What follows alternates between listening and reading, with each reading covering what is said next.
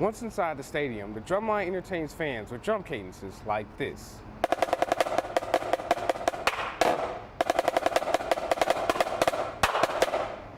Not only do students have mixed feelings about whether or not minimum wage should be increased or not, but experts are undecided as well. Places like the Howard Baker Center for Public Policy is one of the few places that many students and faculty can go to express their opinions and freedoms peacefully. In Gatlinburg, tourism is thriving with new attractions and new technology and games like Riley, the Rubik's Cube maker. One quick and easy way to protect yourself from malicious hackers is to install security software such as Norton or AVG and run computer scans daily. Tourism is a major part for any city, but for the city of Gatlinburg, it is the source of most of their income. After the 2016 wildfires that shut down the city, the thought of recovery seemed impossible. But for Public Relations Manager for the Gatlinburg Visitors Bureau, Marcy Claude, this is when the city officials wanted to remind the public that the city will be back and better than ever. The town was only closed for 12 days. So when we reopened, everyone was, waiting and ready, and we were working very hard to send the message that Gatlinburg, as you remember it, from Ober Gatlinburg to Ripley's Aquarium, all the way out to the arts and crafts community, is all still there, and we're open for business and ready for visitors. It is estimated that the city lost close to $19 million during the first month after the fires, and a close to 37% drop in tourism revenue in December. But even with that, the city still managed to make more money in 2016 than they did the previous year. In Gatlinburg, tourism is thriving with new attractions and new technology and games like Riley, the Rubik's Cube maker. Ripley's Aquarium, the heart of the city, made it through the fire untouched thanks to what Ripley's Entertainment Regional Manager Ryan Desir calls pre-planning. Ripley's Aquarium is built like a fortress. It's built with redundant systems. We have HEPA filters in place. It really is the safest building in the city of Gatlinburg. There's no question about that. And for Marcy, the city's history is what will always bring people back. Gatlinburg is that destination that people have been coming to for generations. And so it's embedded in their memories, and they want to support us, and we just had an overwhelming response to our needs, and now the best way you can support Gatlinburg is come back for a visit. And even after the devastating fires, the strength of Gatlinburg is still soaring to new levels. Reporting with UT Today, I'm Cameron Roulette.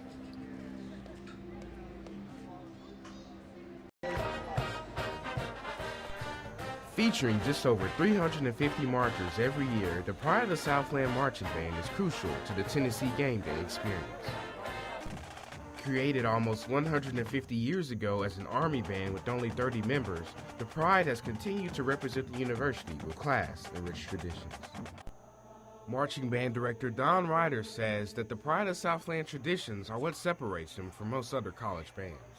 Rocky Top and Circle Drill and many of these great traditions that are just not, they're unique, but they're not copied anywhere else because they're unique to Tennessee. The Pride begins game day with the close to 1 mile march to the stadium while playing some of the school's songs for fans all over campus, right before stopping to play under the new pedestrian bridge for fans watching. Once inside the stadium, the drum line entertains fans with drum cadences like this.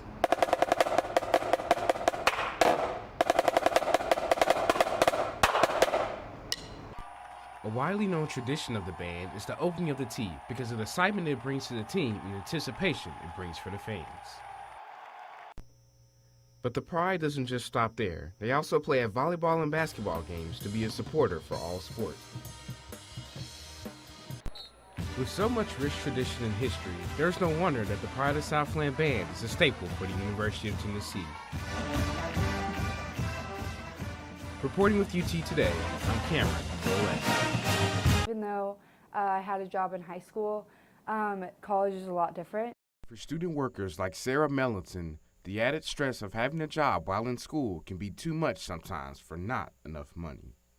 I have 17 credit hours I'm doing, so on top of that, with having to work about 12 hours to 14 hours a week, it just takes a lot of time out of studying that I wish I had.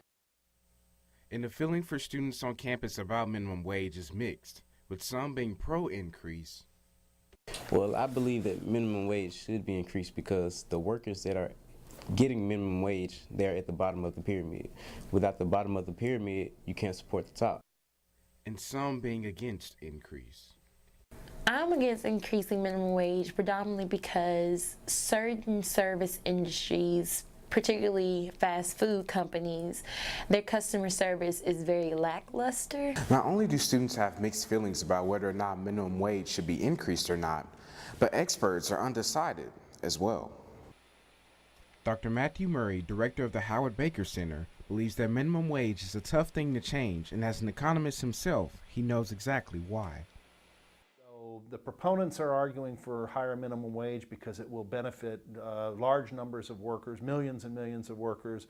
The opponents of the minimum wage, on the other hand, say that a higher minimum wage is going to cause employers to lay workers off and not hire. The debate in Tennessee is still up for discussion on whether or not minimum wage should be increased. But until then, for Sarah, the struggles will still continue. I have to work a lot more than I would like to, especially like that means giving up my weekends, where as a freshman, like sometimes I would like to go and have fun, but I can't because I have to be working in order to make just enough to live off of. Whatever happens, change won't be easy. Reporting with UT Today, I'm Cameron Roulette. Welcome to another episode of Torchlight News. I'm Cameron Roulette. With so much diversity on campus, there are many cultures to learn about. Almost 44,000 people die from drug overdoses in the U.S. each year, and 1,500 people died in Tennessee in 2015. UT Today reporter Meredith Maroney looked to see what people can do about this drug epidemic. The legalization of marijuana warrants a spectrum of opinions, and for millennials throughout the country and for the students at the University of Tennessee. UT Today reporter Ashley Sharp has an in-depth look at how students in the state are reacting.